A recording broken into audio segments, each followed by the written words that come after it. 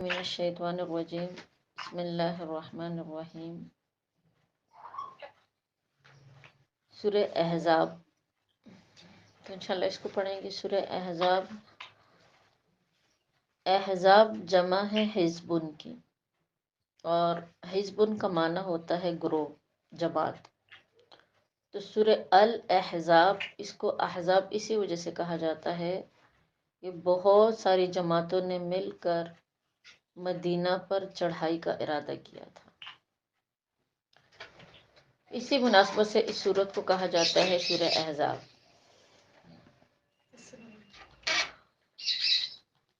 تو انشاءاللہ دیکھیں اس کے آیات کو پہلے ہم سمجھتے ہیں۔ اعوذ باللہ من الشیطان الرجیم، بسم اللہ الرحمن الرحیم۔ یا ایہا النبی اتق اللہ، اے نبی اتق اللہ، آپ اللہ سے ڈریے۔ ولا تطیع الکافرین، اور کافروں کا کہا نہ مانیے۔ والمنافقین، اور منافقوں کی۔ ان اللہ کان، بے شک اللہ، علیماً، اللہ کی ذات جو ہے وہ علیم بھی ہے، حکیماً، اور اللہ کی ذات جو ہے وہ حکیم بھی ہے۔ تو انشاءاللہ اس کا شان نزول پہلے سمجھتے ہیں۔ اس میں 3 واقعات آتے ہیں سورہ احزاب کے شان نزول میں۔ سب سے پہلا واقعہ جس کو بخاری شریف میں امام بخاری رحمہ اللہ نے بیان کیا ہے، ابو سفیان بن حرب اور ابو جہل کے بیٹے، ان کا نام تھا اکرمہ، یہ بھی مسلمان نہیں ہوئے تھے۔ اکرمہ بن ابی جہل، اور اسی کے ساتھ اور بھی ساتھی تھے۔ کہتے ہیں ان سب نے مل کر، یعنی جنگ احد کے بعد، یہ سرداران مدینہ میں آ کر، منافقین کے جو سردار تھے اس کا نام تھا عبداللہ بن ابی، اس کے گھر انہوں نے پناہ لی، یعنی انہی کے گھر ٹھہرے، اور انہی منافقین کو بھی اپنے ساتھ ملایا۔ اور عبداللہ بن ابی سے انہوں نے درخواست کی کہ آپ اللہ کے پیغمبر صلی اللہ علیہ وسلم سے کسی طریقے سے، یعنی ہمارے لیے مطلب بات چیت کرنے کا طریقہ اختیار کرے، کہ آپ صلی اللہ علیہ وسلم ہمارے ساتھ بات چیت کرے۔ تو عبداللہ بن ابی تھے تو منافق، لیکن اللہ کے پیغمبر صلی اللہ علیہ وسلم کی خدمت میں جایا کرتے تھے۔ تو انہوں نے اللہ کے پیغمبر سے درخواست کی کہ یا رسول اللہ، مکہ کے مشرکین آئے ہیں اور میرے گھر ہی مطلب وہ ٹھہرے ہوئے ہیں، اور وہ آپ سے بات چیت کرنا چاہتے ہیں۔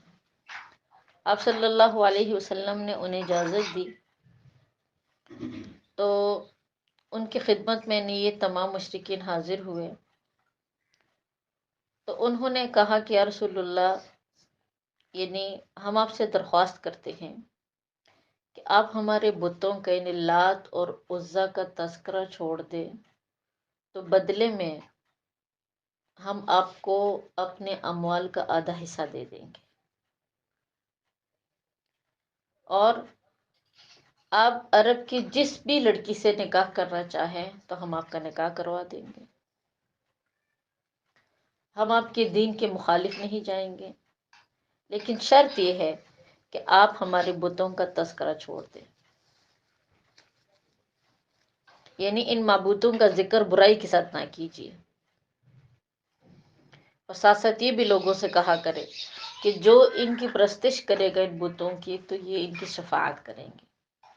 تو آپ صلی اللہ علیہ وسلم نے مطلب ظاہری بات ہے ان کی بات نہیں مانی، اور ان سب سے کہا کہ میرے پاس سے نکل جاؤ، یعنی یہاں سے نکل جاؤ۔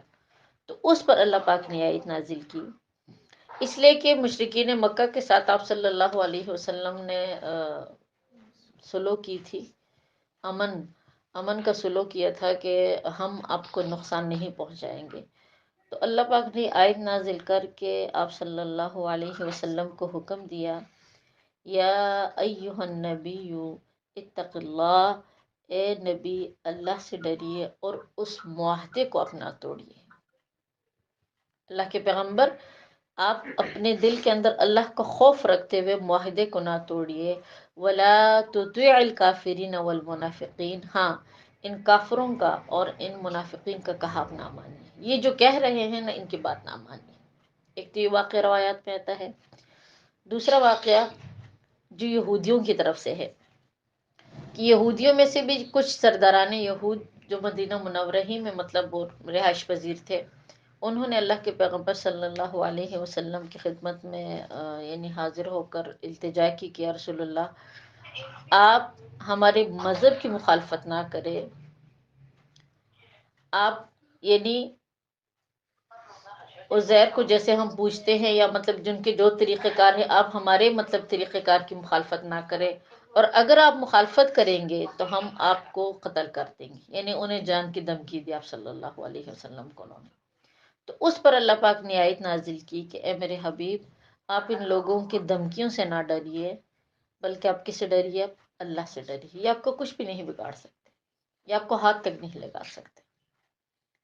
اور تیسری روایت یہ آتی ہے کہ منافقین نے، یعنی آپ صلی اللہ علیہ وسلم کے خدمت میں جن میں عبداللہ بن ابی سلول بھی شامل تھا، انہوں نے کہتے آپ صلی اللہ علیہ وسلم سے یہ درخواست کی تھی کہ یا رسول اللہ، وہ تو اپنے آپ کو مسلمان ظاہر کر رہے تھے، کہ آپ ان لوگوں کا کہاں مانیے، اگر آپ ان لوگوں کا کہاں نہیں مانیں گے تو ہم آپ کا ساتھ دینا چھوڑ دیں گے۔ اور انہوں نے ایسا کیا احد کے موقع پر، غزوہ احد میں انہوں نے ایسا کیا بھی آپ علیہ السلام کے ساتھ کہ 300 کا لشکر لے کر عبداللہ بن ابی سلول جو ہے وہ غزوہ چھوڑ کر واپس آ گیا تھا۔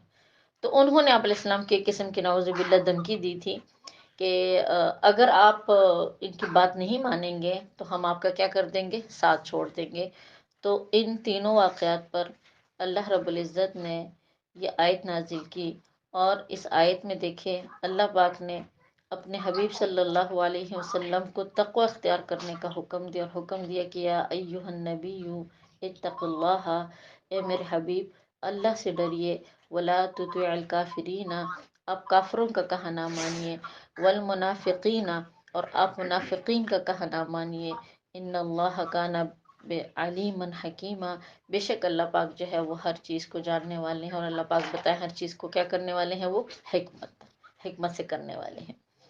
اب یہاں پر دیکھیں دوسری بات یہ سمجھے کہ بعض اوقات خطاب قرآن میں ڈائریکٹ امت کو ہوتا ہے، جیسے ان المسلمین والمسلمات والمؤمنین والمؤمنات، ٹھیک ہے نا۔ بعض اوقات قرآن کے اندر خطاب یعنی امت کو نہیں بلکہ اللہ کے پیغمبر صلی اللہ علیہ وسلم کو ہوتا ہے۔ چاہے خطاب اللہ کے پیغمبر کو ہو، چاہے خطاب امت کو ہو، بتلانا مقصود اصل میں کس کو ہے؟ امت محمدیہ صلی اللہ علیہ وسلم کو ہے۔ اس لیے کہ دیکھیے اتق اللہ یہاں پر ڈائریکٹ خطاب جو ہے آپ صلی اللہ علیہ وسلم کو ہے، لیکن پیغمبر جتنے بھی ہوتے ہیں وہ گناہوں سے پاک اور صاف ہوتے ہیں، یعنی انبیاء جتنے بھی ہوتے ہیں ان سے نہ تو کبیرہ گناہ سرزد ہوتے ہیں، نہ ان سے صغیرہ گناہ سرزد ہوتے ہیں۔ تو اللہ کے پیغمبر کو اللہ پاک نے تقوی اختیار کرنے کا حکم دیا، حقیقت میں یہ امت کو تقوی اختیار کرنے کا حکم دیا گیا ہے کہ آپ لوگ کیا کیجئے؟ اللہ سے ڈریے، کسی انسان کی دھمکیوں سے اپنے دل کو خوفزدہ نہ کیجیے، چاہے کوئی جان کی دھمکی دے یا پھر کوئی مال کی دھمکی دے، اس لیے کہ اصل حفاظت کرنے والی ذات کس کی ہوتی ہے؟ وہ اللہ کی ہوتی ہے۔ آگے پھر فرمایا گیا ہے کہ وَاتَّبِعْ مَا يُوحَىٰ، امر کا صیغہ ہے، وَاتَّبِعْ، اور آپ کی پیروی کیجئے، مَا يُوحَىٰ إِلَيْكَ مِن رَبِّكَ، جو وحی کی جاتی ہے آپ صلی اللہ علیہ وسلم کی طرف آپ کے رب کی طرف سے۔ ان اللہ کان بما تعملون خبیرا، کوئی شک نہیں کہ اللہ تمہارے تمام اعمال سے بے خبر ہے۔ تو یہاں پر بھی حکم تو آپ صلی اللہ علیہ وسلم کو ہے، لیکن آپ کو خطاب کر کے حقیقی خطاب کس کو ہے؟ امت محمدیہ کو ہے کہ قرآن کی پیروی کیجئے، وحی سے مراد قرآن ہے، وَاتَّبِعْ مَا يُوحَىٰ، اس قرآن کی پیروی کیجئے۔ یہ قرآن کس کی طرف سے ہے؟ من ربک، تمہارے رب کی طرف سے ہے، اور بے شک تم جتنے بھی اعمال کرتے ہو یہ بات ذہن میں رکھو کہ تمہارے اعمال کی خبر گیری کرنے والی ذات جو ہے وہ اللہ کی ہے۔ وتوکل علی اللہ، اور اپنے ہر کام میں ہمیشہ بھروسہ اللہ پر رکھو، وکفیٰ باللہ وکیلا، بے شک اللہ پاک تمام امور میں کارساز ہے، ہر معاملے پر اللہ پاک جو ہے وہ کارساز ہے۔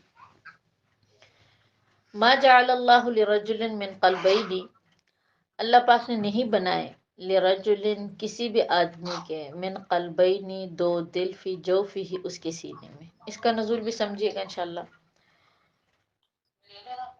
روایات میں آتا ہے، یعنی علامہ بغوی رحمہ اللہ فرماتے ہیں کہ ایک شخص تھا، اس کا نام تھا ابو معمر. اس کا حافظہ بہت ہی زیادہ تیز تھا. کہتے یہ جو سنتا تھا فوراً ہی ضبط کر لیتا تھا، یعنی محفوظ کر لیتا تھا. تو لوگ اس کے بارے میں یہ سمجھتے تھے کہ اس کے سینے کے اندر دو دل ہیں. یعنی عام بندے کو تو بات اتنی جلدی یاد نہیں ہوتی، لیکن یہ جیسے ہی سنتا ہے بات کو محفوظ کر لیتا ہے. اس کے سینے کے اندر دو دل ہے. اسی وجہ سے مطلب اس کا حافظہ اتنے قوی ہے اور یہ اتنا تیز ہے، یہ فوراً سن کر بات کو ضبط کر لیتا ہے، محفوظ کر لیتا ہے. اور اسی طرح کچھ علماء فرماتے ہیں اسی ابو معمر کے بارے میں، کہتے اپنے بارے میں یہ خود بھی یہ گمان رکھتا تھا کہ میرے سینے کے اندر دو دل ہیں. اور نعوذ باللہ کہتی یہ دعویٰ کرتا تھا کہ میرے دونوں دل جو ہے وہ محمد صلی اللہ علیہ وسلم کی دعوت کو قبول نہیں کرتے. اگر نعوذ باللہ یہ بندہ سچا ہوتا، اس کی دعوت برحق ہوتی، یہ قرآن برحق ہوتا، تو میرے دو دل ہے، ان دونوں دلوں میں سے کوئی ایک دل تو اس کو محفوظ کرتا، اس کو سمجھتا، لیکن میرے دونوں دل جو ہے اس نبی کو، اس کو پیغمبر ماننے کے لیے بھی یعنی وہ تسلیم نہیں کرتا، اور نہ ہی اس کے دعوے کو یعنی اس کے دعوت کو، اس کے دین کو ماننے کے لیے میرا جو دل ہے یعنی میرے جو دو دل ہے وہ اس کو سمجھتے ہیں. تو کہتے اس پر اللہ پاک نے آیت نازل کی، اور اس آیت میں اللہ پاک نے فرمایا کہ ما جعل اللہ لرجل من قلبین فی جوفہ، اللہ پاک نے کبھی بھی کسی انسان کے سینے کے اندر دو دل پیدا نہیں کی. ہر انسان کا ایک ہی دل ہے. کسی بھی انسان کے سینے کے اندر اللہ پاک نے بتایا کتنے دل پیدا نہیں کیے، دو. اگر دو دل ہو تو انسان کے اپنے افعال ہی متضاد ہو جائے. ایک دل کی سمجھ کچھ اور ہو، دوسرے کی کچھ اور ہو، ایک کی سوچ کچھ اور ہو، دوسرے کی کچھ اور ہو. تو اس لیے اللہ پاک نے فرمایا کہ میں نے کسی بھی انسان کے سینے کے اندر دو دل پیدا نہیں کیے، بلکہ ہر انسان کے دل کے اندر، سینے کے اندر صرف اور صرف بتایا کتنے دل ہے، ایک ہی دل ہے. اسی ابو معمر کے بارے میں پھر روایات میں آتا ہے کہ جب بدر کی لڑائی ہوئی، یعنی غزوہ بدر پیش آیا، تو غزوہ بدر یعنی بدر کی لڑائی میں کہتے کہ جب مشرکین مکہ کو شکست ہوئی تو یہ بھی اس لڑائی میں شریک تھا، اور یہ بھاگتا ہوا اپنے گھر کی طرف آ رہا تھا. اس نے ایک جوتی اپنے پاؤں میں پہنی ہوئی تھی، ایک اپنے ہاتھ میں اٹھائی ہوئی تھی. تو کہتے راستے میں ابو سفیان ملا، تو ابو سفیان نے اس سے پوچھا کہ ابو معمر کیا معاملہ ہے، یعنی تم اتنے خوفزدہ حالت میں ہو، اور بتاؤ مطلب باقی ہمارے ساتھیوں کا کیا بنا. تو کہتے اس نے کہا کہ ان کو تو شکست ہو گئی. تو کہتے تمہاری حالت کیوں ہے کہ تم نے ایک جوتا پاؤں میں مطلب پہنا ہو اور ایک تم نے اپنے ہاتھ میں اٹھایا ہوا ہے. تو کہتے اس نے آگے سے کہا کہ ہاں مجھے معلوم نہیں، یعنی مجھے پتہ نہیں لگا، میں یہ سمجھ رہا تھا، مجھے اتنا خوف مجھ پر طاری ہو گیا تھا، میں یہ سمجھ رہا تھا کہ شاید میں نے اپنے دونوں جوتے جو ہیں وہ اپنے پاؤں میں پہنے. تو کہتے اس کی حالت دیکھ کر لوگ سمجھ گئے کہ واقعی اس کے سینے کے اندر جو ہے وہ دو دل نہیں ہے. اگر دو دل ہوتے تو اتنا تو اس کو پتہ لگتا کہ بھئی ایک جوتا میں نے مطلب ہاتھ میں اٹھایا ہوا ہے، دوسرا جوتا میں نے جو ہے وہ پاؤں میں پہنا ہوا ہے. تو اس پر اللہ پاک نے کہتی آیت نازل کر کے یہ حقیقت اس کی واضح کر دی، اور فرما دیا کہ ما جعل اللہ لرجل، ہم نے کسی بھی انسان کے نہیں بنائے من قلبین دو دل، فی جوفہ اس کے سینے میں. کسی انسان کے سینے میں دو دل نہیں ہے. اور ساتھ ساتھ فرمایا کہ وما جعل ازواجکم اللائی تظاہرون، اور ہم نے نہیں بنایا تمہاری بیویوں کو جن سے تم اظہار کرتے ہو، امہاتکم تمہاری مائیں. اب اس کو بھی سمجھے، اگلا مسئلہ آ رہا ہے آیت کے اندر، اگلا مسئلہ آ رہا ہے. روایات میں آتا ہے یعنی اس آیت کے بارے میں کہ زمانہ جاہلیت میں یہ رواج تھا کہ اگر کوئی شخص اپنی بیوی سے زہار کرتا تو پوری زندگی اس کی بیوی اس پر حرام ہو جاتی. لیکن قرآن نے، اسلام نے ہمیں اس کے برعکس حکم دیا. سب سے پہلے سمجھے کہ زہار کس کو کہا جاتا ہے. زہار کہتے ہیں کہ اگر کوئی مرد اپنی بیوی سے کہے کہ تمہاری یعنی اپنی ماں کی پوشیدہ اعضاء کے ساتھ تشبیہ دے اپنی بیوی کی پوشیدہ اعضاء کو، جیسے مثال کے طور پر کمر ہے، پیٹھ ہے، شرمگاہ ہے، ان چیزوں کو تشبیہ دے کہ تمہاری یہ جگہ جو ہے میری ماں کی طرح ہے. جیسے مثال کے طور پر اگر کوئی مرد اپنی بیوی سے کہے کہ تمہاری شرمگاہ میری ماں کی شرمگاہ کی طرح ہے، تو آپ کو پتہ ہے ماں تو حرام ہے پوری زندگی اپنے اولاد پر، اور بیوی حلال ہے، تو ان الفاظ کے کہنے سے زہار واقع ہو جاتا ہے۔ بہرحال پردے کی جگہ تمام مراد ہے، لازمی نہیں شرمگاہ ہو، پیٹ ہو، کمر ہو، ٹھیک ہے نا۔ جو اعضا جب بیٹا بالغ ہو جائے تو ماں کے وہ اعضا دیکھنا بیٹے کے لیے حرام ہو، تو اگر اپنی بیوی کے ان اعضا کو ماں کے ان اعضا کے ساتھ وہ تشبیہ دے تو پوری زندگی کے لیے، زمانہ جاہلیت میں لوگ یعنی اپنی بیوی کو اپنے اوپر کیا سمجھتے تھے بتائیں؟ وہ حرام سمجھتے تھے، لیکن قرآن نے اس کے برعکس حکم دیا۔ آگے سورہ مجادلہ میں اس کی تفصیلات آتی ہیں۔ سورہ مجادلہ میں اللہ پاک نے فرمایا کہ جو مرد زہار کریں، یعنی اپنی بیوی کو اپنی ماں کی پوشیدہ اعضاء کے ساتھ تشبیہ دے، اس کی بیوی اس پر حرام تو ہو جاتی ہے لیکن پوری زندگی نہیں، اس پر طلاق بائن واقع ہو جاتی ہے۔ طلاق بائن کیا ہے؟ طلاق بائن دیکھیں ایسی طلاق ہوتی ہے نا کہ جس سے نکاح ٹوٹ جاتا ہے۔ طلاق کی 3 قسمیں ہوتی ہے، ایک کو کہا جاتا ہے طلاق رجعی، ایک کو کہتے ہیں طلاق بائن، اور ایک ہوتی ہے طلاق مغلظہ۔ طلاق رجعی تو صاف لفظوں میں اگر کوئی بھی مرد اپنی بیوی سے صاف لفظوں میں کہے کہ میں نے تمہیں طلاق دی، میں نے تمہیں طلاق دی، طلاق واقع ہو جاتی ہے۔ ایک دفعہ کہے یا 2 دفعہ، عدت کے اندر مرد کو رجوع کرنے کا باقاعدہ حق حاصل ہے، وہ رجوع کر سکتا ہے۔ طلاق بائن جیسے ہی واقع ہو جاتی ہے نکاح ٹوٹ جاتا ہے۔ طلاق بائن کس سے واقع، جیسے یہاں پر میں نے بتایا کہ کچھ ایسے الفاظ کہ جس میں طلاق کا شبہ ہو، جیسے یہاں پر زہار ہے، اگر کوئی بھی مرد اپنی بیوی کو اپنی ماں کے پوشیدہ اعضاء کے ساتھ تشبیہ دے تو طلاق بائن واقع ہو جاتی ہے، زہار واقع ہو جاتی ہے۔ اب خلو ہے، خلو کے ذریعے سے بھی اگر عورت کی طرف سے مطالبہ ہو عدالت کے ذریعے مرد سے طلاق لینے کا، اور عدالتی طور پر عورت کی طرف سے مرد پر دباؤ ڈال کر اس سے طلاق دلوائی جائے یعنی خلو دی جائے، تو خلو سے بھی طلاق بائن واقع ہو جاتی ہے، یعنی نکاح ٹوٹ جاتا ہے۔ اس میں کیا کہ پھر انسان کو دوبارہ اختیار ہوتا ہے دوبارہ نکاح کرنے کا۔ اگر تو مرد زہار کے بعد اپنی بیوی سے دوبارہ نکاح کر لے تو ان دونوں کا آپس میں رہنا بالاتفاق جائز ہے، لیکن یہ الفاظ اتنے بیہودہ اور خبیث قسم کے الفاظ ہیں کہ ان الفاظ کے ذریعے سے مرد کے ذمہ کفارہ بھی واجب ہو جاتا ہے۔ طلاق بائن تو ہو جاتی ہے، نکاح بھی ٹوٹ جاتا ہے اپنی بیوی کے ساتھ، لیکن کفارہ بھی واجب ہو جاتا ہے۔ زہار کا کفارہ اللہ رب العزت نے سورہ مجادلہ میں بیان کیا ہے، اور زہار کا کفارہ یہ ہے کہ مرد یا تو 60 مسکینوں کو کھانا کھلائے، اگر وہ کھانا نہیں کھلا سکتا 60 مسکینوں کو 2 وقت کا، تو پھر اس صورت میں اس کو 60 روزے رکھنے پڑیں گے۔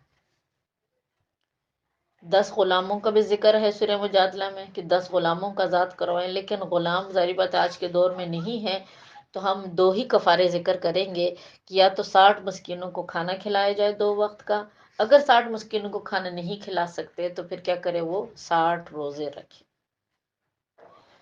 تو اسی کو کہا جاتا ہے زہار، اور ساتھ ساتھ میں نے آپ کو بتایا کہ نکاح ٹوٹ جاتا ہے۔ مرد کو باقاعدہ اپنی بیوی کے ساتھ نکاح جدید کرنا پڑے گا۔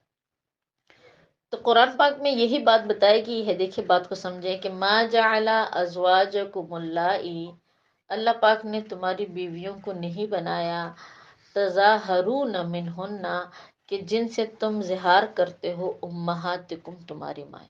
مائیں تو ہمیشہ کے لیے انسان کے اوپر حرام ہو جاتی ہے، اور جاہلیت میں لوگوں کی یہ سوچ بھی ہوتی تھی کہ ہم بھی یعنی ہماری بیویاں بھی ان الفاظ کہنے کی وجہ سے ہمیشہ کے لیے ہماری بیویاں ہم پر کیا ہو گئی ہے، وہ حرام ہو گئی ہے۔ قرآن نے ان کی اس عقیدے کی، اس سوچ کی اور اس بیہودہ رسم کی یعنی تردید کی، اور فرمایا کہ وَمَا جَعَلَ أَزْوَاجَكُمُ اللَّائِي، اللہ پاک نے نہیں بنایا تمہاری بیویوں کو اللَّائِي تَظَاهَرُونَ مِنْهُنَّ، کہ جن بیویوں سے تم اظہار کرتے ہو، امہاتکم وہ تمہاری مائیں نہیں ہے۔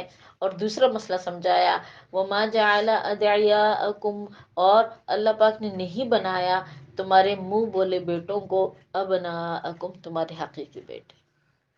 کیا مطلب؟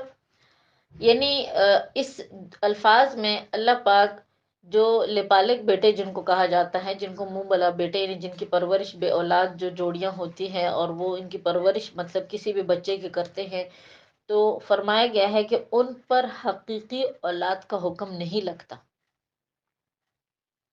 اس میں دیکھیے کئی باتیں آتی ہیں۔ سب سے پہلی بات تو یہ کہ اپنے رشتہ داروں کے ساتھ صلہ رحمی واجب ہے۔ اگر لپالک اولاد ہو، یعنی منہ بولا بیٹا ہو، بیٹی ہو، جو بھی ہو، اس کے ساتھ اس طرح صلہ رحمی واجب اور ضروری نہیں ہے جیسے اپنے رشتہ داروں کے ساتھ ہے۔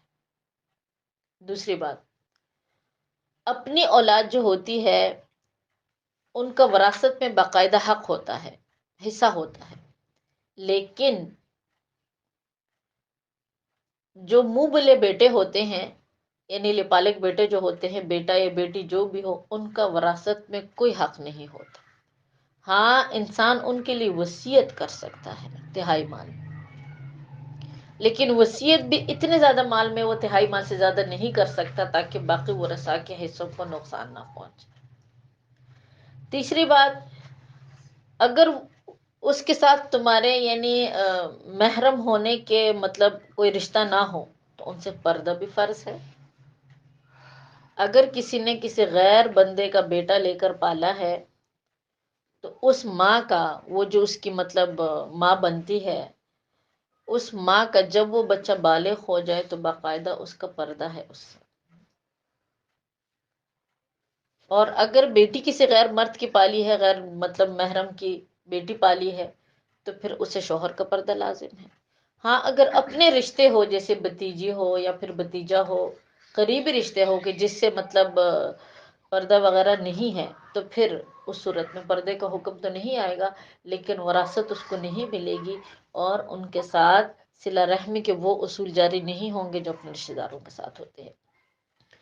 تو اس مسئلے کی وضاحت قرآن پاک نے کی ہے کہ دیکھیے، ایک تو زہار کا حکم سمجھا دیا، دوسرا بتایا کہ ما جعل ادعیاءکم ابناءکم، اے لوگو تمہارے منہ بلے بیٹے جو ہے وہ تمہارے حقیقی بیٹے نہیں ہیں، ذالکم قولکم بافواہکم، بلکہ یہ ساری کی ساری تمہاری اپنی منہ کی بات ہے۔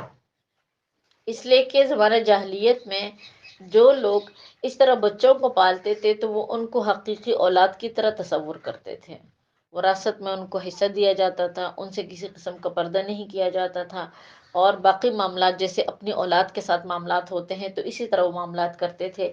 تو قرآن نے ان کے اس رسم جاہلیت کے رد کر دیا اور فرمایا کہ جو تمہاری اپنی اولاد نہیں ہے، جن اولاد کو تم نے پالا ہے، تو اس پر تمہاری حقیقی اولاد کا حکم نہیں لگے گا۔ ہاں، تم جو کر رہے ہو، قرآن کہہ رہا ہے کہ ذالکم قولکم بافواہکم، یہ تمہاری زبان کی باتیں ہیں، واللہ یقول الحق، رب کریم ہمیشہ سچ اور حق بات فرماتے ہیں، وہو یہدی السبیل، اور اللہ پاک جو ہے وہ ہدایت دیتے ہیں انسان کو، بتائے کون سے راستے کی؟ سیدھے راستے کی۔ اچھا، ساتھ ساتھ آپ کو یہ بات بھی بتا دوں کہ دیکھو، جو بچے ایسے ہوتے ہیں کہ جن کو لوگ لے کر پالتے ہیں تو ان کے شناختی کارڈ مطلب جب بنتا ہے تو اس میں ظاہری بات ہے وہی باپ اپنا نام ڈالتے ہیں، تو یہ بھی ایک کبیرہ گناہ ہے۔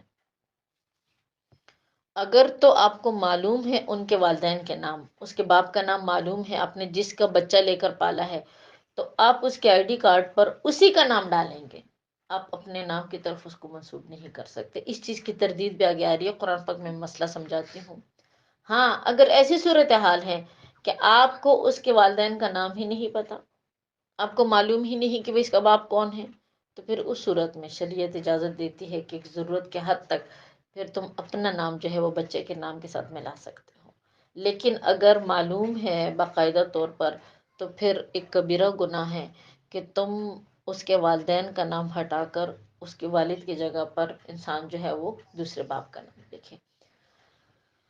تو اسی وجہ سے قرآن کہہ رہا ہے کہ ذالک قولکم بافواہکم، یہ تمہاری منہ کی باتیں ہیں، واللہ یقول الحق، لیکن اللہ پاک تو ہمیشہ حق اور سچی بات کرتا ہے، وہو یہدی السبیل، اور اللہ پاک انسان کو بتائے کون سے راستے کی ہدایت دیتا ہے؟ سیدھے راستے کی ہدایت دیتا ہے۔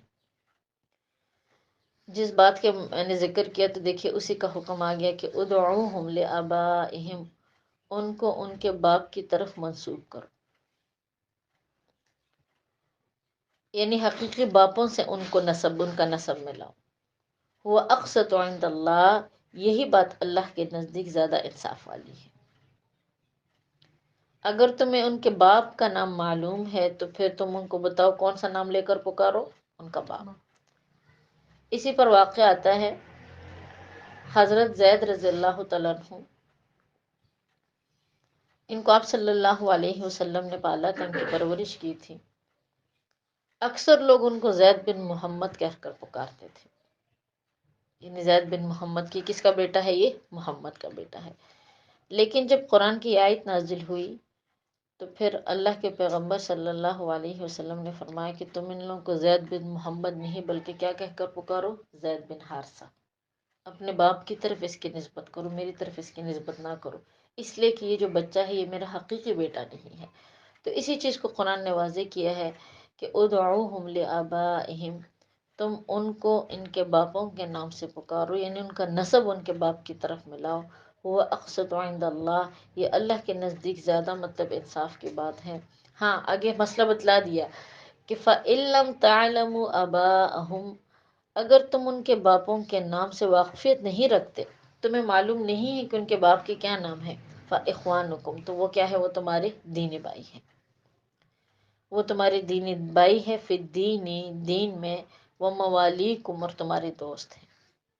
یعنی اس صورت میں نے آپ کو بتایا کہ پھر اس صورت میں اگر انسان ان کو اسی باپ کے نام سے جس نے اس کی پرورش کی ہے وہ پکارے تو پھر گنجائش ملتی ہے، لیکن شرط یہ ہے کہ معلوم نہ ہو کہ کس کا بیٹا ہے۔ وَلَيْسَ عَلَيْكُمْ جُنَاحٌ فِيمَا أَخْطَأْتُمْ بِهِ، اور جو غلطیاں تم سے ہو چکی اللہ کی طرف سے اس پر تمہاری کوئی پکڑ نہیں ہے۔ اس لیے کہ اس آیت کے نازل ہونے کے بعد اکثر صحابہ کرام پھر پشیمان تھے اس بات پر کہ ہم نے بھی زید بن حارثہ کہہ کر کیوں پکارا اس کو، زید بن محمد سوری کیوں کہہ کر کیوں پکارا، ہو سکتا ہے اللہ کی طرف سے ہماری گرفت نہ ہو جائے۔ تو اللہ پاک نے آیت نازل کر کے ان کو بتلا دی کہ جو ہو چکا اس پر تمہاری پکڑ نہیں ہے، اس لیے کہ وہ تم نے جان بوجھ کر نہیں کیا بلکہ وہ خطا تمہیں معلوم نہیں تھا۔ وَلَٰكِن مَا تَعَمَّدَتْ قُلُوبُكُمْ، ہاں لیکن گناہ اگر تم ارادتاً کرو، تم اپنے دل سے سوچ سمجھ کر اس طرح کرو تو پھر ظاہر بات ہے اس پر پکڑ ہے۔ اس لیے کہ دیکھیں ہمارے قابرین فرماتے ہیں کہ جس گناہ کو انسان ارادتاً کرتا ہے یعنی جان بوجھ کر، اس گناہ کے ذریعے سے انسان کو اس گناہ پر یعنی ندامت بھی محسوس نہیں ہوتی اور نہ اس کو استغفار کرنے کی توفیق ملتی۔ اٹھتے بیٹھتے چلتے پھرتے ہم سے گناہ سرزد ہوتے ہیں، لیکن کچھ گناہ ایسے ہوتے ہیں کہ بعض اوقات وہ ہمارے ایمان کو بھی سلب کر دیتے ہیں، ایمان کو ہی ختم کر دیتے ہیں۔ تو اس لیے روایات میں آتا ہے، قابرین فرماتے ہیں کہ گناہ ہر انسان سے ہی ہوتے ہیں، ہم سب خطا کار ہیں۔ حدیث پاک میں اللہ کے پیغمبر صلی اللہ علیہ وسلم نے واضح طور پر ارشاد فرمایا کہ کل بنی آدم خطاؤن، کہ تمام کے تمام بنی آدم کیا ہے؟ بتائیں، وہ خطا کار ہے، وہ گناہ گار ہے۔ لیکن گناہ ہم سے ہوتے ہیں، جس گناہ کا باقاعدہ ارادہ کر کے اس گناہ کو کیا جائے، ارادتاً دل کے ارادے سے جس گناہ کو کیا جائے تو اس پر بعض اوقات انسان کو استغفار کرنے کی توفیق بھی نہیں ملتی۔ اس لیے کبھی بھی ہمیں ارادتاً گناہ نہیں کرنا چاہیے۔ باقی ہم انسان گناہ ہم سے ہوتے ہیں، استغفار ہمیں کرنی چاہیے، لیکن دل کے ارادے سے جس کا قرآن نے حکم دیا ہے کہ لیس علیکم جناح فیما اخطأتم بہ، انسان اگر خطا میں تم سے کوئی گناہ ہو جائے تو اللہ کی اتنی سخت پکڑ نہیں ہوتی، ولیکن ما تعمدت قلوبکم، لیکن جس گناہ کو قصدن تم کرو، ارادتاً کرو، تمہارے دل سوچ سمجھ کر اس کو کرے، تو فرمایا وَكَانَ اللَّهُ غَفُورًا رَحِيمًا، تب بھی اللہ کی ذات جو ہے وہ کیا ہے؟ وہ بہت غفور الرحیم ہے۔ اللہ پاک جو ہے وہ معاف کرنے والا ہے اور اللہ پاک جو ہے وہ انسان پر رحم کرنے والا ہے۔ بس یہاں تک کافی، انشاءاللہ ایک دو حدیثیں پڑھتے ہیں آج، پھر تھوڑی میرے مہمان ہیں کل، باقی انشاءاللہ کلاس کو تفصیل ہے۔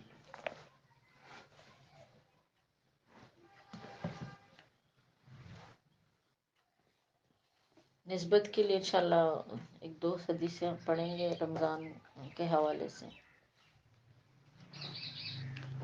حدیث کے الفاظ پڑھیں گے تاکہ اس سے ہمیں برکت حاصل ہو۔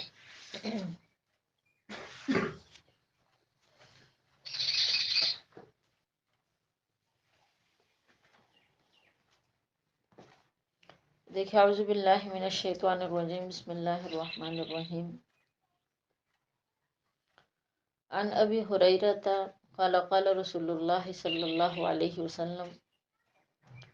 हज़रत अबू हुरैरा फरमाते हैं कि आप सल्लल्लाहु अलैहि वसल्लम ने फरमाया, इज़ा दख़लल रमज़ानु, जब रमज़ान का महीना आता था, या फिर जब रमज़ान का महीना शुरू होने को आए, करीब आए, फुतिहत अब्वाबुल जन्ना, अल्लाह पाक अपनी रहमत से जन्नत के तमाम दरवाज़े खोल देते हैं। वग़ुल्लिक़त अब्वाबु जहन्नम, और रब्बे करीम अपनी रहमत से जहन्नम के तमाम दरवाज़ों को बताएं क्या कर देते हैं, बंद कर देते हैं। वसुलसिलतिश शयातीन, और शयातीन जकड़ दिए जाते हैं, बांध दिए जाते हैं। अल्लाह पाक अपनी रहमत से शयातीन को क्या कर देते हैं, बंद कर देते हैं। इसलिए कि देखिए यहाँ पर एक ये तो हदीस के अल्फाज है जो हमने इससे बरकत हासिल की, लेकिन इसकी बुनियादी वजह मैं आपको बताऊं। अल्लाह पाक जब जन्नत के दरवाज़ों को खोलते हैं तो जन्नत अल्लाह की रहमत का सबब है, बाइस रहमत है। तो अल्लाह की जो रहमत होती है वो उन्हीं दरवाज़ों से गुज़र कर हम पर मुसलसल बरसती है। और जहन्नम के दरवाज़ों को बंद इसलिए किया जाता है कि वो दरवाज़े अल्लाह के गुस्से से खुलते हैं, नाफरमानियों से खुलते हैं, इंसानों के गुनाहों से खुलते हैं।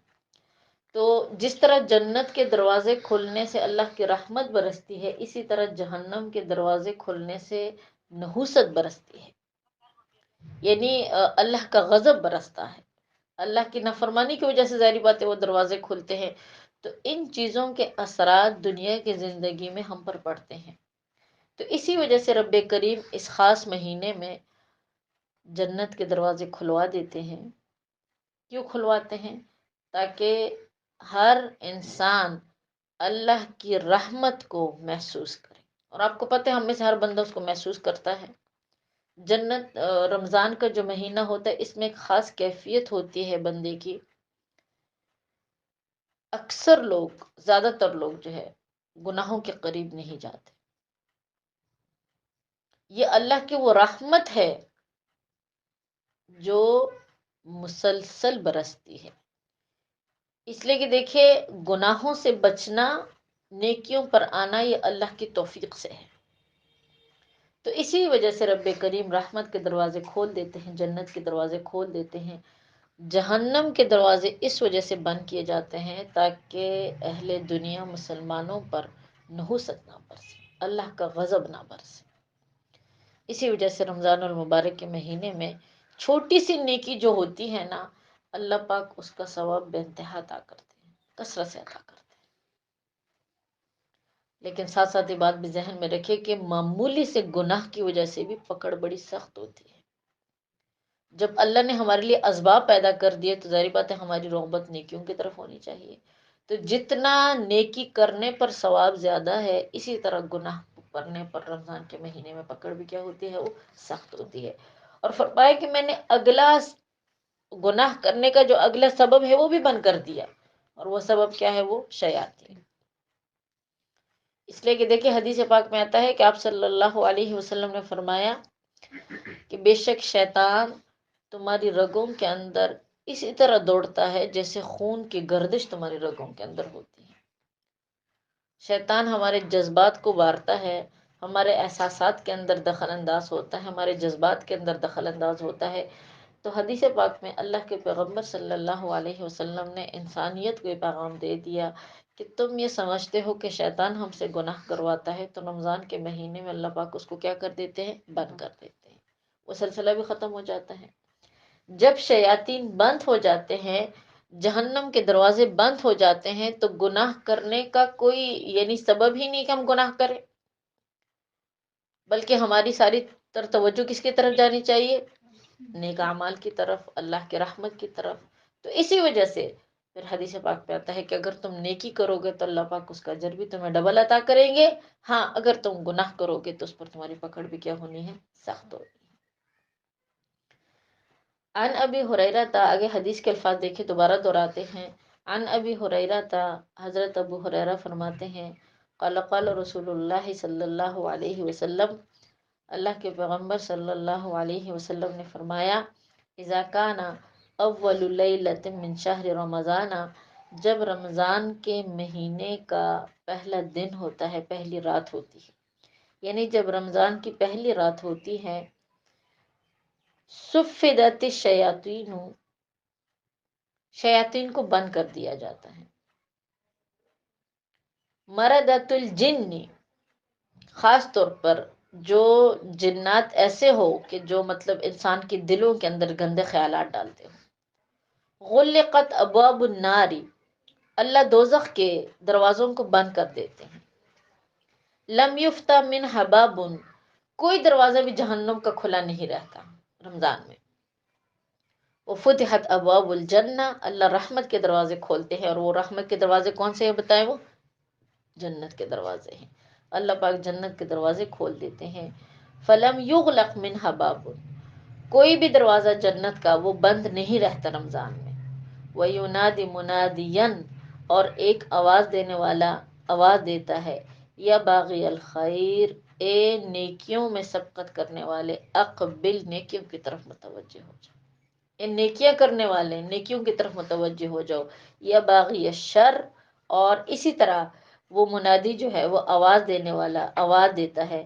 اے گناہوں کو کرنے والے بندے، اقصر، گناہوں سے رک جاؤ، وَلِلَّهِ عُتَقَاءُ مِنَ النَّارِ، اللہ کی قسم یہ ایسا مہینہ ہے کہ اس سے تم جہنم سے اپنے آپ کو آزاد کروا سکتے ہو، وَذَلِكَ كُلُّ لَيْلَةٍ، اور یہی ندا دی جاتی ہے، یہی آواز دی جاتی ہے ہر رات، یعنی رمضان کے ہر رات یہی آواز دی جاتی ہے، انسان کو اللہ کی طرف سے آواز دی جاتی ہے کہ تم نیکیوں میں سبقت کرو اور تم گناہوں سے کیا ہو جاؤ، رک جاؤ۔